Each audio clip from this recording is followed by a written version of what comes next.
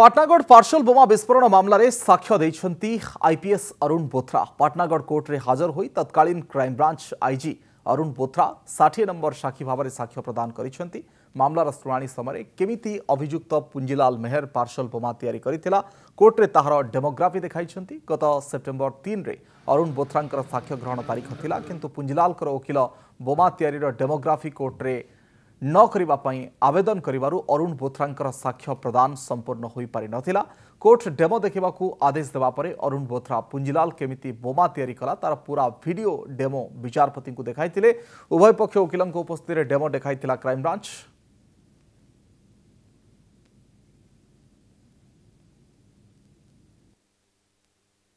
बोथ्रा जे वर्तमान additional DG अच्छन से case रो investigation समय रे से गोटे विटनेस थिले वीडियोग्राफिक कन्वर्सेशन रो तो तांकर एविडेंस गला थर चीफ एग्जामिनेशन इन चीफ होता आज क्रॉस एग्जामिनेशन हला बाकी जहाँ तथ्य कोर्ट रे अच्छे सरीगला केस रो विषय जो सबजुडिस थी ताके आलोचना करवाटा अनुचित है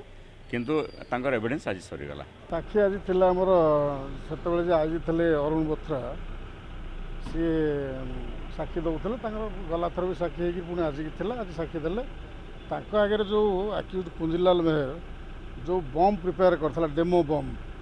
डिस्क्लोजर स्टेटमेंट पर जो केमी बम तैयारी हम से मटेरियल मागी दिखाई से डेमो बम प्रिपेयर करता तार गोटे वीडियो रिकॉर्डिंग होता से वीडियो रिकॉर्डिंगटा डिस्प्ले हम कि नहीं कोर्ट में पिटिशन देइथुलु डिफेन्स ऑब्जेक्शन देइथला पिटिशन ऑब्जेक्शन हियरिंग करी कोर्ट ऑर्डर देले जे वीडियो रिकॉर्डिंगटा डिस्प्ले हो पारिबो एवं आज से रिकॉर्डिंगटा डिस्प्ले हैला वीडियो रे देखागला आमर सेतबेलर आईज अरुण बोथ्रा पाखे बसी पुंजीलाल मेहर केमिति बम तैयारी कर कोर्ट देखिले एवं उभय पक्ष भी देखिले साक्षी देले आमर अरुण बोथ्रा सर।